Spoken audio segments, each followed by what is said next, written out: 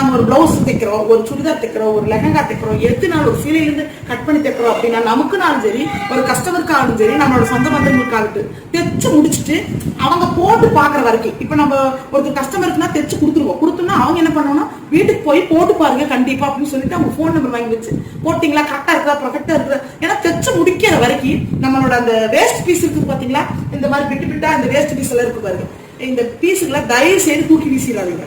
ஒரு சில லேடிஸ் என்ன பண்ணுவாங்க, வெட்டி முடிச்சுனே கடற்கடன்னு சுருட்டி குப்பையில போட்டுருவாங்க, குப்பைக்கார எடுத்துட்டு போயிடுவாங்க. அதனால ஒரு பிளவுஸோ ஒரு லெஹங்கா எது தைச்சு முடிக்கிற வரைக்கும் இந்த பீஸுகளை வெட்டி வீசிடாதீங்க. அது முடிச்சு நம்ம பர்ஃபெக்டா இருக்குது, கரெக்டா இருக்குது, சூப்பரா இருக்குது அப்படின்னு அவங்க கிட்ட இருந்து வார்த்தை வர வரைக்கும் இந்த பிளவுஸோட விட்டு வீசக்கூடாது. ஏன்னா சப்போஸ் திடீர்னு இந்த கீழே ஆம்கோல் கட்டியோ உடம்போ எங்கேயாவது ஒரு பக்கம் ஒரு பிடிச்சு போய் ஒரு மாதிரியா கம்ஃபர்டபுள் இல்லாத மாதிரி இருக்குன்னா திடீர்னு அந்த இடத்துல நம்ம ஒட்டு கொடுக்க வேண்டியது வந்துன்னா துணிக்கு நம்ம அலையக்கூடாது. இந்த துணியை வச்சுதான் நம்ம ஒட்டு போடணும்.